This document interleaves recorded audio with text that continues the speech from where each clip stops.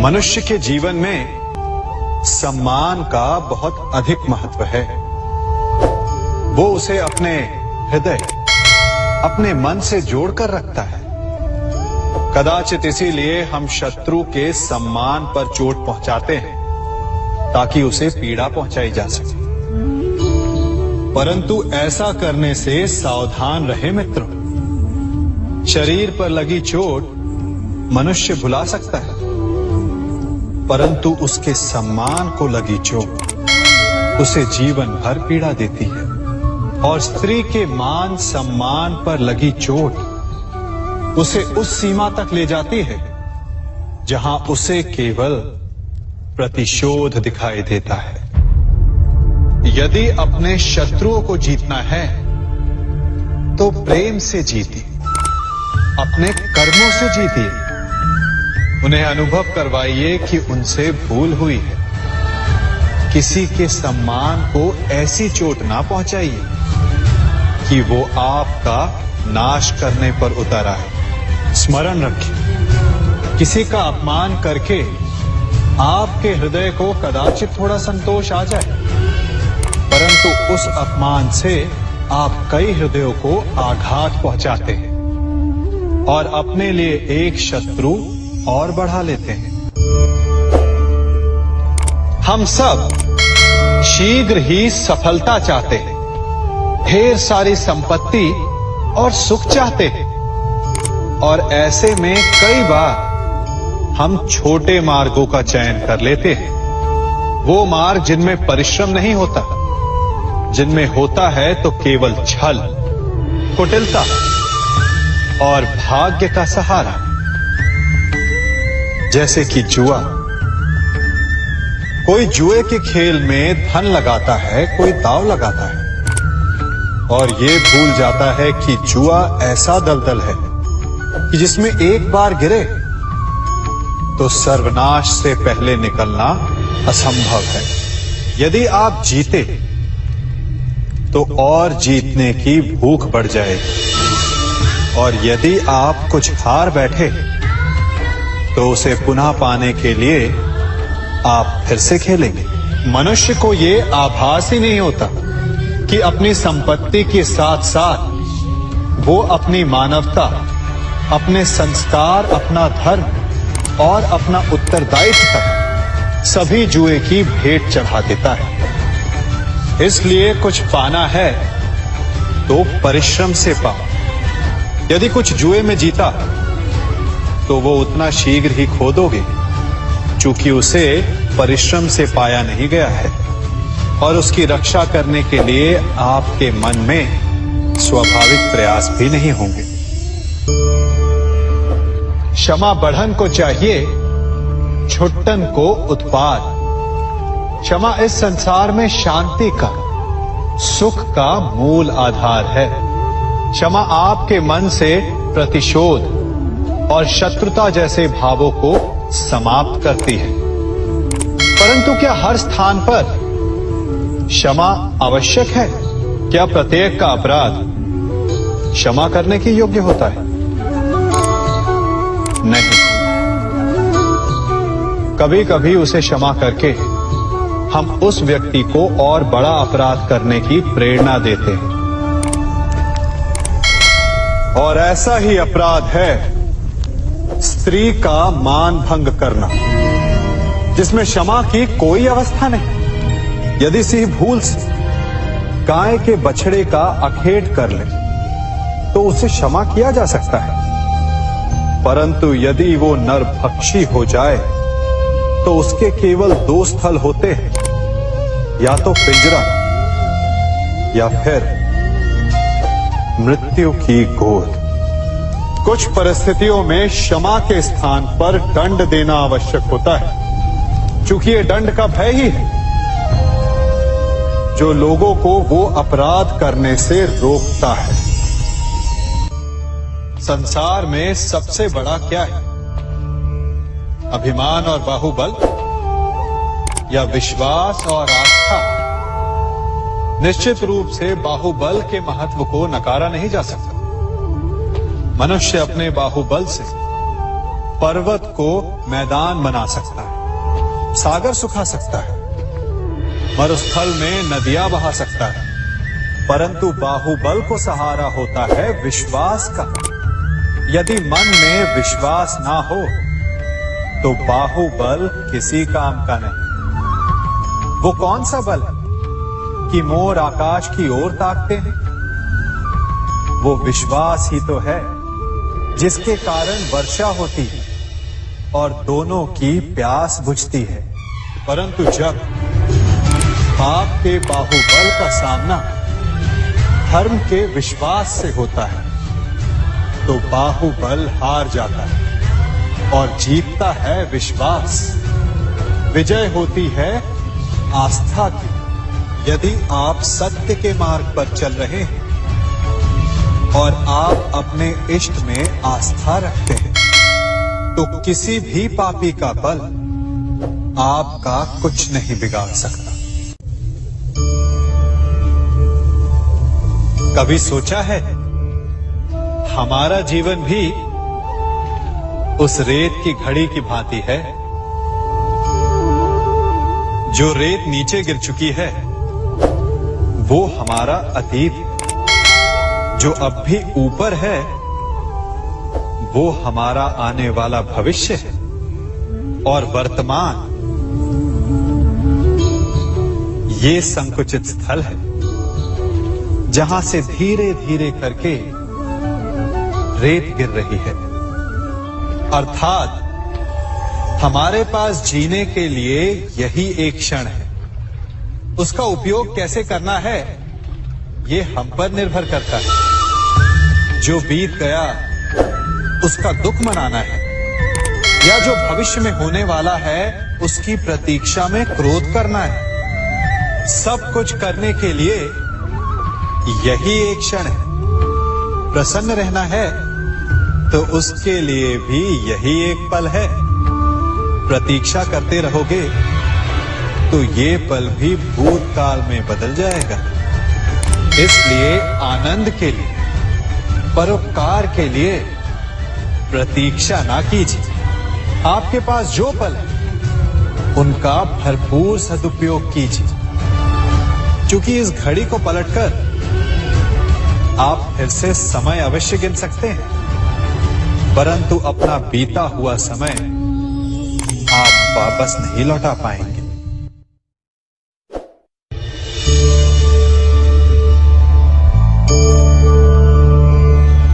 मनुष्य के जीवन में संतान का बहुत महत्व है।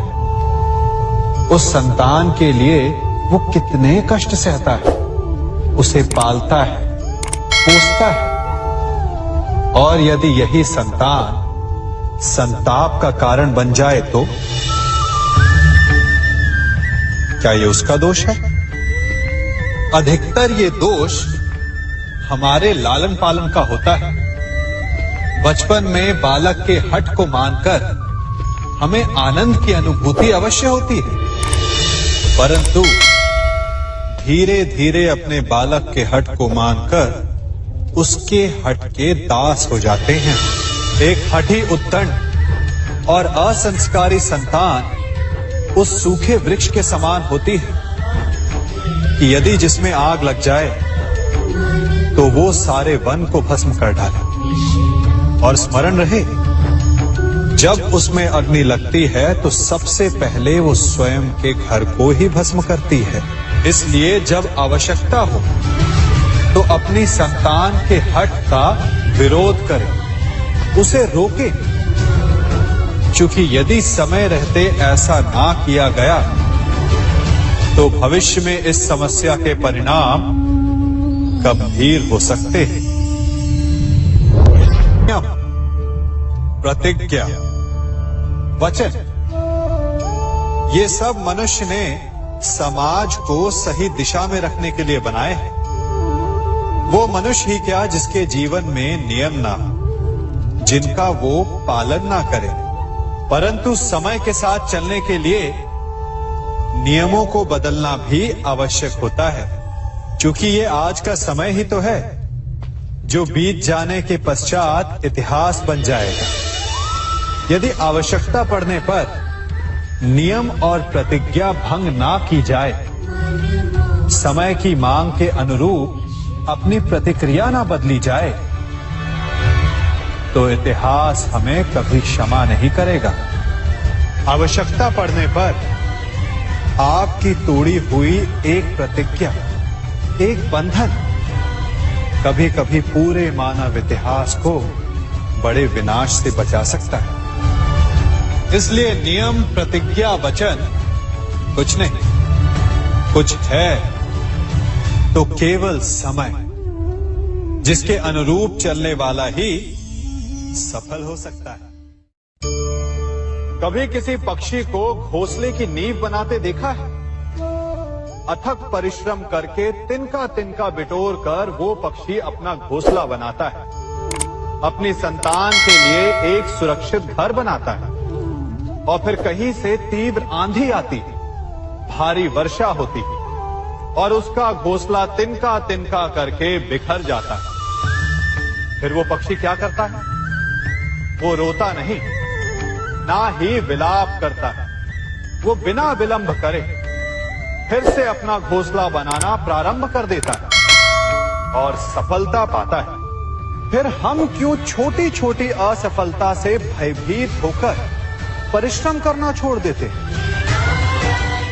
एक बात सदा स्मरण रखिएगा, हर वृक्ष कुल्हाड़ी की एक मार से नीचे नहीं गिरता, हर चट्टान घन के एक प्रहार से नहीं टूटती। सफलता पाने के लिए अनावरत परिश्रम करना ही मात्र एक मार्ग है। स्वीकारण, सत्य का स्वीकारण मनुष्य के लिए बहुत ही महत्वपूर्ण है। जब तक मनुष्य सत्य को स्वीकार नहीं करता, उसे असत्य से लड़ने की शक्ति प्राप्त नहीं होती। जब आप भोजन करते हैं तो क्या होता है? आपका पेट स्वीकारता है कि वो भर चुका है और आप भोजन करना बंद कर देते हैं। जब आपको निद्रा आती है तो क्या होता है? आपका मन स्वीकारता है कि आपका शरीर थक चुका है और उसे विश्राम की आवश्यकता है। उसी प्रकार जब आपको किसी व्यसन को रोकना हो तो आपको स्वीकारना पड़ता है कि बहुत हो चुका, चाहे वो लालच हो या मदिरापान। उस व्यसन का त्यागना तभी प्रारंभ होता है जब आप ये स्वीकार कर लेते हैं कि आप उस व्यसन के बंधन। संसार का सबसे बड़ा पाप क्या है? असत्य बोलना, हत्या कर देना, चोरी करना या किसी का अपमान करना। संसार का सबसे बड़ा पाप है किसी निर्बल को सताना, और संसार का सबसे बड़ा दंड भी उस निर्बल के मुख से निकली हाय है।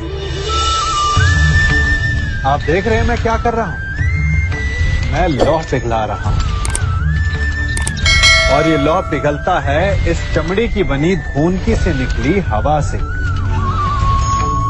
तनिक सोचिए, एक मृत पशु की खाल से बनी धूनकी इतने कठोर लोहे को भस्म कर सकती। ठीक उसी प्रकार आप चाहे जितने भी शक्तिशाली क्यों ना हो, यदि आपने किसी निर्दोष, किसी निर्बल को सताया तो उसके मन से निकली हाय और उसका श्राप आपके जीवन को भस्म कर सकता है। स्वर्ण, सज्जन पुरुष और परोपकारी मनुष्यों की गति एक समान होती है। यदि स्वर्ण टूट जाए तो उसे गर्म करो, ताप दो, पिघल कर वो फिर से जुड़ जाता है। ठीक उसी प्रकार मतभेद होने के पश्चात भी एक सज्जन पुरुष और महान पुरुष फिर से मित्र बन जाते हैं। परंतु दुर्जन दुष्ट माटी से बने लोग उस पके हुए मटके के समान होते हैं कि जिनमें यदि एक बार दरार आ जाए तो वो स्वयं ही स्वयं का सर्वनाश कर लेते हैं। इसलिए मित्रता केवल सज्जनों से ही करें ताकि मतभेद ना हो। दुष्टों का समूह अपना नाश स्वयं ही कर लेता है। यदि कोयले की खान में जाओ तो चाहे जितनी भी सावधानी बरतो, अपने वस्त्रों पर कालिख लग ही जाती है। इसलिए दुष्ट मित्रों से सावधान। सज्जन शत्रु प्रत्येक परिस्थिति में श्रेष्ठ है। प्रत्येक मनुष्य सफलता पाने के लिए कार्य करता है। कुछ सफल होते हैं, कुछ नहीं होते, और जो सफल नहीं होते वो सदा अपनी असफलता का कारण या तो अपनी परिस्थितियों को बताते हैं या अपने सहयोगियों को दोषी ठहराते हैं। परंतु क्या वास्तविकता में ऐसा ही होता है? क्या कोई परिस्थिति या कोई व्यक्ति किसी की असफलता का कारण बन सकते हैं? उत्तर हां भी है और ना भी। कैसे? आप इस तितली को देख रहे हैं? आपने एक मक्खी को भी देखा हो। प्रकृति ने दोनों को समान गुण दिए हैं रस पान करने का। एक तितली फूलों पर जाकर उसका रस लेती और इस अवस्था में नए फूल खिलने की व्यवस्था भी करती है। और मक्खी घाव पर बैठती है, घाव को सड़ाती है और रोग भी फैलाती है। यदि इसमें किसी बात का अंतर है तो केवल सोच का। यदि आप उचित मार्ग चुनेंगे तो आपको सफलता मिलेगी, आप में उत्साह बढ़ेगा, और यदि आप अनुचित मार्ग चुनेंगे तो आपको असफलता मिलेगी, निराशा मिलेगी। अब उचित मार्ग चुनना है या अनुचित मार्ग, ये निर्णय तो आप पर निर्भर करता है। मनुष्य सदा भला बुरा, खरा खोटा, सत्य असत्य की बातें करता है। सत्य को अच्छा मानता है और असत्य को बुरा। परंतु क्या आपने कभी ये सोचा है कि प्रत्येक वस्तु, प्रत्येक भाव का एक महत्व होता है? दोनों ही एक दूसरे के पूरक होते हैं। यदि काला रंग नहीं होगा तो क्या श्वेत रंग की आभा का अनुभव होगा? यदि असत्य नहीं होगा तो क्या सत्य के महत्ता का ज्ञान होगा? यदि बुरा नहीं होगा तो क्या भले पर आपको विश्वास होगा? कुछ महत्वपूर्ण है तो दोनों के मध्य का संतुलन। बुरी से बुरी वस्तु, समय या भाव, कोई ना कोई स्वयं में शुभ छिपाए रखती है। कभी काले गरजते मेघों को देखा है? उसके किनारे भी एक स्वर्णिम आभा होती है। उसी प्रकार यदि आपके जीवन में बुरा समय आए तो आपको अपने सच्चे मित्रों की पहचान हो जाती है। तो बुरे समय में निराश ना हो, उसमें भी कुछ शुभ खोजने का प्रयास करें और धीरे धीरे सब कुछ आपके जीवन में स्वतः शुभ हो जाएगा। संसार में सबसे महत्वपूर्ण क्या है? दृष्टि या दृष्टिकोण, समझ या सोच?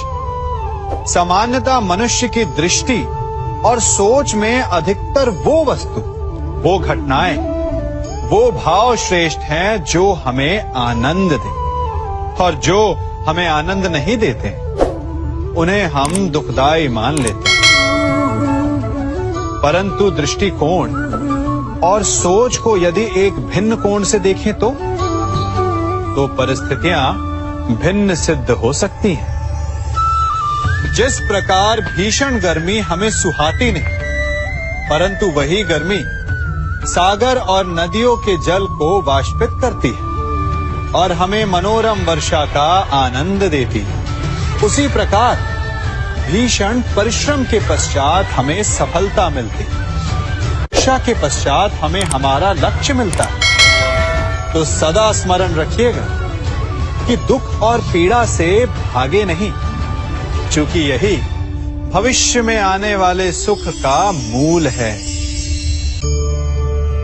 जब भी आपने यात्रा की होगी तो अवश्य अपने मार्ग के आसपास कुछ रिक्त स्थान देखे होंगे, कुछ खेत देखे होंगे, कोई ना कोई भूमि का टुकड़ा अवश्य देखा होगा। कुछ स्थान ऐसे होते हैं जहां पेड़ लगे होते हैं, जहां माली बड़े प्रेम से उन्हें बोता है, उन्हें सींचता है। और कुछ स्थान ऐसे भी होते हैं जहां बिना माली के खरपतवार उग जाते हैं, कुछ अन्य पौधे उग जाते हैं। माली द्वारा उगाए वृक्ष हमें ठंडी छाया देते हैं, हमें फल देते हैं, ईंधन के लिए लकड़ियां देते हैं। और बिना परिश्रम के उपजित खरपतवार यदि कुछ करते हैं तो ये कि वो भूमि को बंजर बनाते हैं। हमारा मन भी रिक्त भूमि की भांति होता है। यदि अपने परिश्रम से उसमें सुविचारों के बीज डालोगे तो फलदायक विचार उपजेंगे, और यदि उसे रिक्त छोड़ दिया तो खरपतवार की भांति अनुपयोगी विचार आपके मन को अपना घर बना लेंगे, आपके मन को मैला कर देंगे, उसे बंजर कर देंगे। अब निर्णय आपका है कि आपको सुविचार देने वाला मन चाहिए या कुंठा देने वाला। क्या कर रहा हूं मैं? दर्पण में देख रहा हूं। आप लोग भी प्रतिदिन देखते होंगे, परंतु प्रतिदिन अपना मुख देखने के बाद भी उस पर लिखी एक बड़ी सीख देखना भूल जाते हैं। अब आप कहेंगे कैसी सीख? तो जाइए एक बार फिर से दर्पण के सामने जाइए और मुख खोलकर देखिए, क्या दिखेगा? दंत पंक्ति और जीभा, है ना? अब विचार कीजिए, दंत जन्म के पश्चात आते, एक नहीं 2 बार आते, परंतु मृत्यु से पूर्व नष्ट हो जाते हैं। और जीभा जन्म पहले से होती है, परंतु मनुष्य के मृत्यु के पश्चात भी उसके अस्तित्व में रहती है ना? आश्चर्य की बात। दंत कठोर होते हैं, जीभा कोमल, परंतु फिर भी दंत नष्ट हो जाते हैं, जीभा नहीं होती।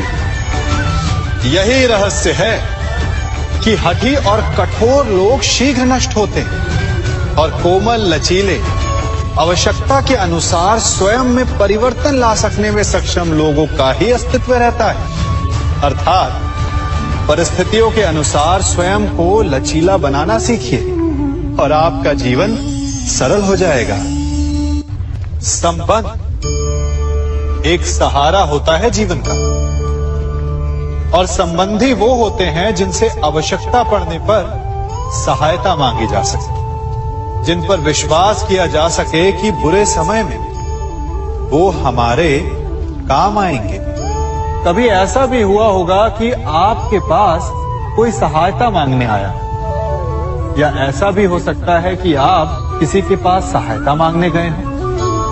परंतु प्रश्न ये उठता है कि क्या केवल किसी के मंतव्य में उसकी सहायता इसीलिए कर देनी चाहिए क्योंकि वो आपका संबंधी है? अब आप कहेंगे कि ये कैसा प्रश्न हुआ? तनिक सोचिए, एक अस्त्र बनाने वाला जब अस्त्र बनाता है तो ये अस्त्र किसको देना है उसका अधिकार उसी के पास होता है। वो चाहे तो ये अस्त्र किसी को भी दे सकता है, वो एक सैनिक को भी दे सकता है या एक डाकू को भी, और यही अस्त्र 2 भिन्न कार्य कर सकती है। यदि डाकू के हाथों में आ गई तो उसका भय दिखाकर वो लोगों को लूटेगा, निरपराधों का रक्त बहाएगा। सहायता करने वाले की भी अवस्था ऐसी ही होती है। इसलिए किसी की सहायता करने से पूर्व ये विचार कर लेना आवश्यक है कि किसे क्या, कब और कितनी सहायता देनी चाहिए कि उसका दुरुपयोग ना हो। यदि आपकी सहायता से कोई अधर्म हुआ तो उसके उत्तरदायी आप ही होंगे। जीवन में कई बार ऐसे अवसर आते हैं कि आप लोगों से मिलने जाते हैं और उनसे कुछ आकांक्षाएं भी रखते हैं, और कई बार जीवन में ऐसे अवसर भी आते हैं कि लोग आपसे मिलने आते हैं। इसलिए अतिथियों का सम्मान करने से पूर्व सदा कुछ बातों को स्मरण रखना आवश्यक होता है। यदि कोई आपके पास मिलने आता है तो उसके 3 कारण हो सकते हैं। पहला कारण होता है भाव, दूसरा अभाव और तीसरा प्रभाव। तो जैसा अतिथि उसको वैसा ही सम्मान दे। यदि आपके पास कोई भाव से आए तो उसे केवल आपका प्रेम चाहिए, आपका सानिध्य चाहिए। और यदि कोई अभाव में आया तो उसकी उतनी सहायता अवश्य करें जितना आप करने में सक्षम हो, परंतु इतनी अधिक भी ना करें कि वो उस सहायता का दुरुपयोग कर बैठे।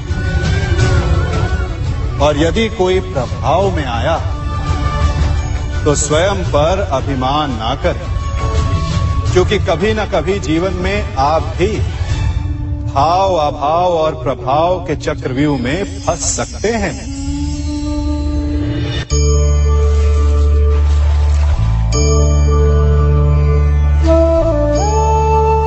यदि जल को मुट्ठी में कसकर बांधें तो जल कैसे अपना मार्ग बनाकर निकल जाता है?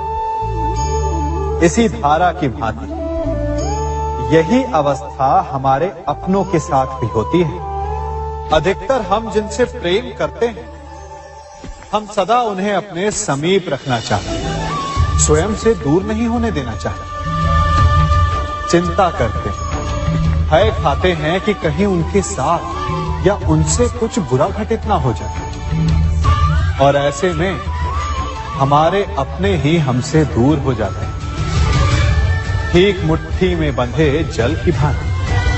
इसलिए जिनसे आप प्रेम करते हैं उन्हें स्वतंत्र कर दीजिए, उनकी सोच को स्वतंत्र बनने दीजिए, उन्हें अपने मार्ग स्वयं ढूंढने दीजिए, क्योंकि आप सदा उनके साथ उन्हें मार्ग दिखाने के लिए नहीं रहने वाले। इसलिए अपनों के साथ अवश्य रहें, परंतु उन्हें बांधे नहीं। जन्म के पश्चात बालक जब पहली बार अपने नेत्र खोलता है तो उसका मन उत्सुकता से भरा होता है कि ये संसार क्या है, उसे क्या दिख रहा है। ये उसके जीवन का नया आरंभ होता है। परंतु जैसे हम धीरे धीरे बड़े होने लगते हैं, अनुभव अर्जित करते हैं, हमारे मन की उत्सुकता, हमारे जीवन का चाव होने लगता है। तनिक सोचिए, जब हम सुबह सोकर जगते हैं, अपनी आंखें खोलते हैं, तो उसे ही हम अपने जीवन का प्रारंभ समझ ले तो सुबह से लेकर संध्या तक के समय को ही अपने जीवन जीने का समय समझ ले तो कितनी स्फूर्ति आ जाएगी। आप कितने काम कर पाएंगे, कितने लक्ष्य अर्जित कर पाएंगे। फलों से मिलकर घड़ी बनती, घड़ी से मिलकर प्रहर, प्रहर से मिलकर दिन बनते हैं और दिनों से माह और वर्ष। यदि आप अपना हर पल, हर प्रहर विश्वास से जिए, हर दिन उत्साह से जिए, तो आपका संपूर्ण जीवन सार्थक हो सकता है। मनुष्य अपना जीवन विश्वास पर जीता है, परंतु विश्वास किसका? तनिक सोचिए, किस पर विश्वास है आपको?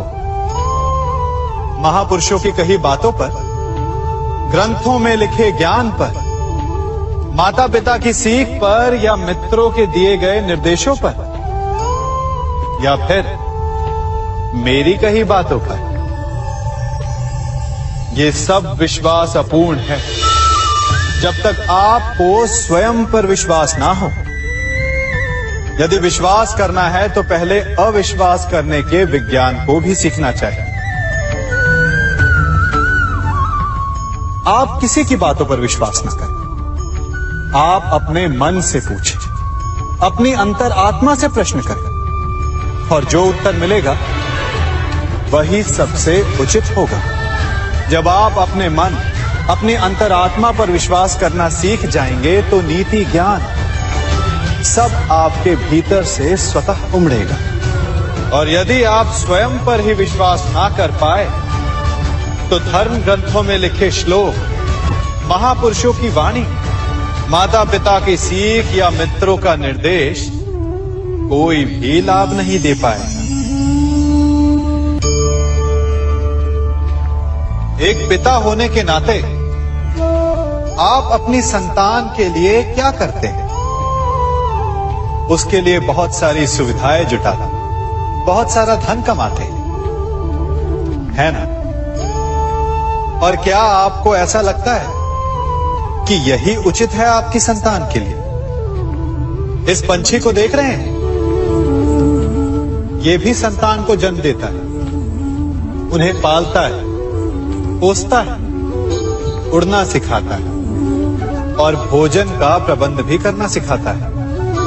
परंतु उनके बड़े हो जाने के बाद उनके लिए अलग से घोंसला नहीं बनाता। क्यों? क्योंकि यदि इसने संतान को सब कुछ करके दे दिया तो संतान क्या करेगी? वो अपनी संतान को तब तक भोजन कराता है जब तक उसकी संतान स्वयं भोजन का प्रबंध करने में सक्षम नहीं हो जाती। और उसका लाभ ये मिलता है कि उसी की भांति उसकी संतान आत्मनिर्भर बनती है। इसलिए अपनी संतान को उतनी ही सुविधाएं दें जितनी आवश्यक है। मोह को त्यागें। आपका उनसे मोह उन्हें कभी आत्मनिर्भर नहीं बनने देगा। अपनी संतान को कर्म करना सिखाइए।